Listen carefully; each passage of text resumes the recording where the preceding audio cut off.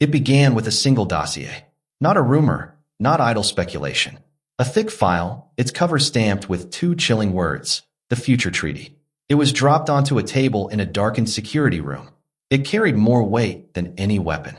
For inside was not a plan for health, not a cure for humanity, but a blueprint for control. Drafted in Davos, endorsed by the WHO, funded by billionaires whose names are all too familiar.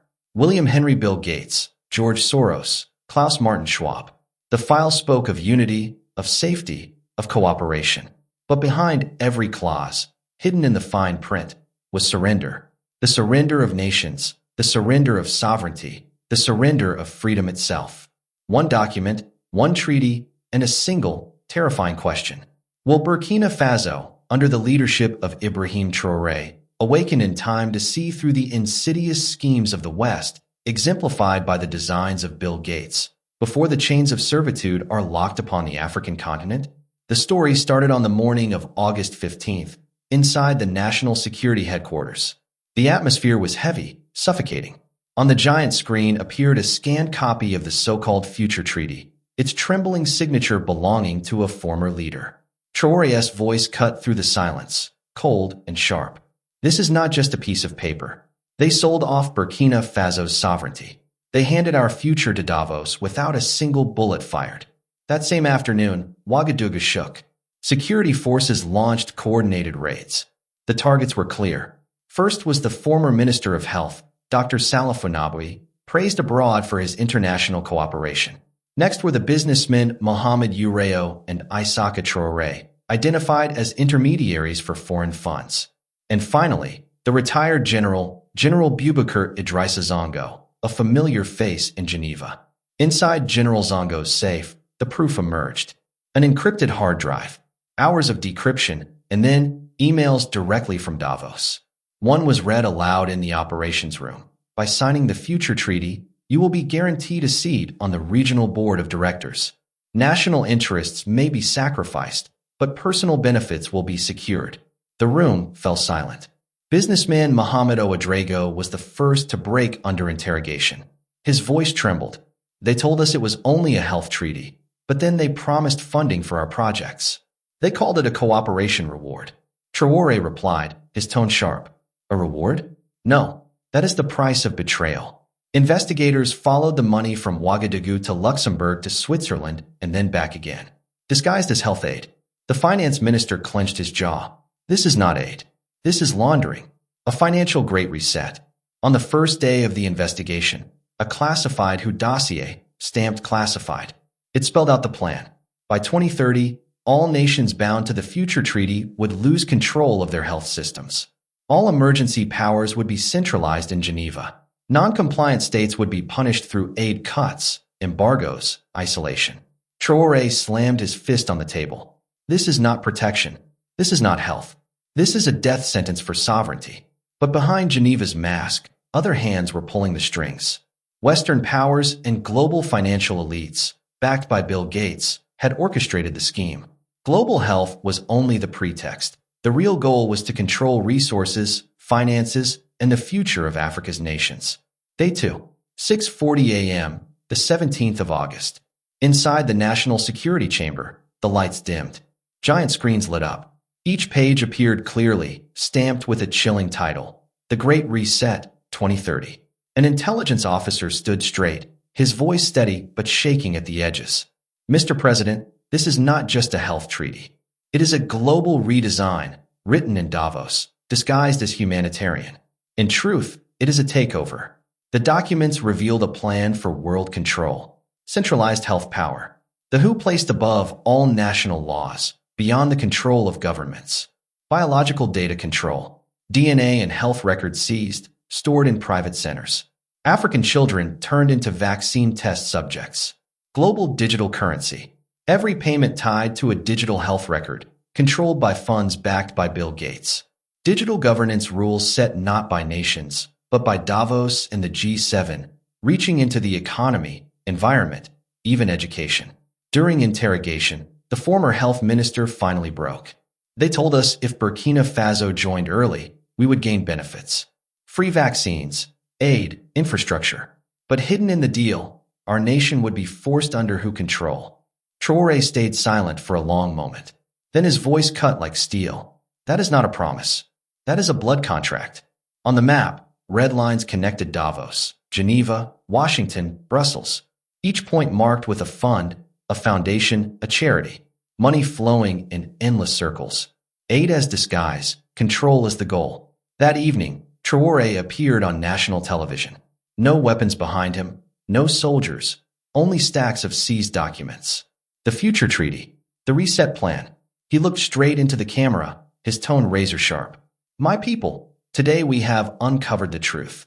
A plan called the Great Reset 2030. They call it health. I call it chains. They call it cooperation. I call it surrender. They want our people as puppets. But we have awakened.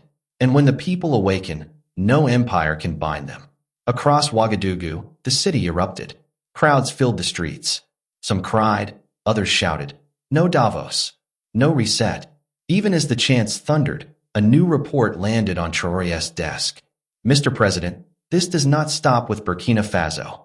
The plan stretches across the Sahel. Next targets, Mali, Niger, Guinea. Traoré clenched his fist. His reply was short and unshakable. Then this fight is not for one nation. It is for all of Africa. At dawn on the third day, Ouagadougou became the center of attention. All of Africa was watching, waiting for what many called a diplomatic declaration of war. Traoré's open accusation of the West. Behind him, no weapons, no soldiers, only two documents projected on the wall, the Future Treaty and the Great Reset 2030. On the screen, bold words in English and French: centralized health governance, global digital identity, controlled economy. Traoré stepped forward, calm but burning inside. His voice echoed like thunder. My fellow citizens, people of the world, Burkina Faso does not speak for itself alone. We speak for the millions who have no voice. He raised the dossier high. This treaty, signed under pressure, written in Davos, backed by the WHO, financed by billionaires, is not protection. It is slavery. They call it health. I call it control. They call it a reset. I call it reoccupation. The hall froze. Then applause erupted. First from African journalists, then spreading wider. Reactions came fast from Washington and Brussels. Denial and anger. From Paris, we cannot cooperate with a government that rejects the international order. Embassies scrambled to withdraw staff. But outside the West, the tone was very different. Moscow. Burkina Faso speaks the truth that many nations fear to say. Beijing. National sovereignty is sacred. Ankara. This is a crime against humanity. Control through health. Caracas. President Maduro declared, Brother Traoré is a torch for the global South. Burkina Faso has done what others only dream of. At the end, the most chilling report arrived. An intelligence officer whispered to the president, Sir, the hard drive contains more than emails. It has a full plan for Burkina Faso's future government. Names of ministers, economic policies, even tax reforms. Not written in Ouagadougou, but in Davos. Traoré's jaw tightened. He spoke clearly. They are already dividing our country as if it were their property. And with that, the storm grew even darker. The news spread like wildfire, from Ouagadougou's streets to the villages of the Sahel. Chants erupted. No Davos. No chains. Freedom for Africa. Women beat drums. Youth sung. Elders wept. For the first time in years, the nation pulsed with a single heartbeat. At Independence Square, Traoré climbed onto a platform. In his hands, the Future Treaty. He ripped it apart, page by page. Before the roaring crowd, he declared, This is their treaty. We do not sign. We do not accept. The future of Burkina Faso, the future of Africa, will be written by our people, not by the pens of Davos. Thunderous cheers shook the ground. Then came his announcement. From today, we draft a new document, the Burkina Faso Declaration of Freedom. It will affirm one truth. No power has the right to steal our health, our dignity, or our future. And this declaration will be sent to the African Union for all our sister nations to sign. The square erupted again, louder than before. As the crowd chanted, the torn treaty was gathered, thrown into a great iron drum, and set ablaze. Flames licked the night sky. Thousands circled the fire, voices thundering. The ashes of chains will become the seeds of freedom. An elder craftsman stepped forward. He scooped the ashes, poured them into clay, and shaped a small bell. When it hardened, Traore raised it high. This, he declared, is the first bell of freedom. It will hang in a school built from this defiance, and when it rings, it will carry the sound of an awakened Africa. The images spread instantly. In Bamako, in Name Conakry, tens of thousands poured into the streets, banners held high. No future treaty. Yes to a free future. For the first time, global journalists reported Africans were rejecting a global treaty, not with guns, but with unity. But as rally smoke drifted over Ouagadougou, an urgent intelligence report reached Traore. Mr. President, Davos is preparing a counterattack. They will not stop. An economic and media war is coming. Their goal was clear, to isolate Burkina Faso. Traore's grip tightened on the bell of freedom. His eyes burned with resolve. We have stood up. Now we prepare. The next battle has already begun.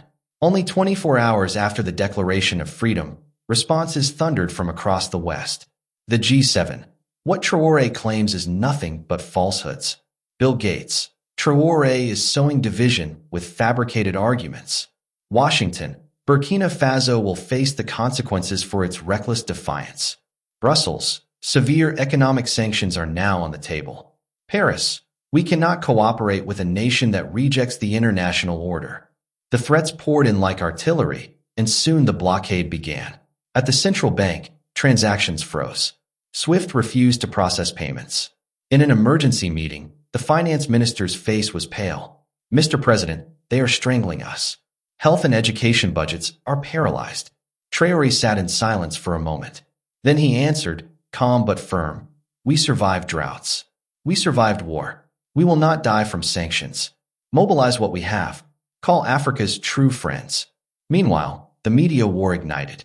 On CNN, on France 24, on BBC, Traore's image was twisted. They labeled him an extremist, a danger to Africa. But online, the tide began to turn. Clips of Traore tearing up the treaty went viral. The hashtag Future of Freedom spread like fire from Lagos to Johannesburg. Millions shared his defiance. A Nigerian student wrote, yesterday they called Sankara a rebel. Today they call Traore an extremist. History calls them liberators. Then the Allies stepped forward. Russia pledged wheat and fuel. China offered direct credit lines, bypassing SWIFT. Turkey sent medical equipment with a simple message. Health cannot be sanctioned. Venezuela and Iran joined in. Burkina Faso is a bastion against soft imperialism. At the cabinet table, Traore smiled for the first time in days. They wanted to isolate us. Instead, they revealed our true friends. On the 19th, Independence Square overflowed with people. Traore raised his voice above the roar. They can freeze our money, but not our dreams. They can smear our names, but not erase the truth. Every stone they throw, we will use to build schools, hospitals, and a free future. The crowd thundered back. Freedom or nothing. But just as cheers filled the night, alarms rang inside the Security Command Center. An urgent voice reported, Sir, it's not only sanctions. They're funding NGOs and media inside our borders. They want to spark unrest. They want regime change from within. Traore's eyes hardened. Then the battlefield is not only at our borders. It is in the heart of our nation. And we will win there, too. The next morning, at 7:30 a.m. on the 20th of August, Africa time, the African Union headquarters in Addis Ababa was packed. Delegations from every corner of the continent filled the hall. The air was electric, tense. For the first time, an African leader would accuse Davos and the West openly before the entire world. Traore stepped to the podium. Behind him, giant screens lit up with evidence in black and white. Emails, contracts, payment lists. His voice cut through the silence. African brothers, international friends. Today I bring not slogans, but proof. The first email appeared on screen. Each protest needs at least 200 people, $50 per head. Film sent to Brussels for media distribution. Gasps filled the chamber. Traore pressed on, his tone unyielding. This is not interference. This is recolonization. The future treaty is only a mask. What they want is Africa as a laboratory. What they want is our people as experiments. He held up a photocopy of the treaty. We do not reject global health. We reject health turned into a weapon. We do not reject cooperation. We reject slavery contracts. The speech was broadcast live across the globe. In New York, the UN streamed it. Russia, China, Iran, Venezuela nodded in approval. US and EU delegates sat frozen, whispering nervously. A South African journalist murmured, "This is Sankara reborn." But this time, he speaks not just for Burkina Faso. He speaks for the world. Then came the final strike. Traoré raised his fist and declared, "We, once chained by colonialism, now face new chains. Chains of data, of treaties, of false promises. I say this clearly, Burkina Faso will never sign. And I call on Africa, rise. Do not let 2030 be the year of the great reoccupation. Make it the year of the great liberation." The hall erupted. Delegates from Mali, Niger, Guinea rose to their feet, shouting, "We refuse to sign, too." In New York, the UN was forced into an emergency session. The West demanded sanctions, but the global South stood firm. At that moment, analysts whispered what everyone already knew. The world had split in two. One side with Davos, the other with Traore. And in Ouagadougou, as crowds filled Independence Square, Traore lifted the bell of freedom, forged from the ashes of the treaty. They call this the final counterattack. I call it a new beginning. If they dream of chains in 2030, we will make it the year of liberation. He rang the bell. Its sound echoed across the city, across the Sahel, across the continent. The people wept, shouted, embraced. From a small nation in West Africa, a torch had been lit, a torch no empire could ever extinguish. From Ouagadougou to Bamako, from Name to Conakry, the message echoed across deserts and rivers, across villages and cities, across borders drawn long ago by foreign hands. Africa is not for sale. The bell of freedom, forged in the fires of struggle in Burkina Faso, does not toll for one people alone. It resounds for an entire continent.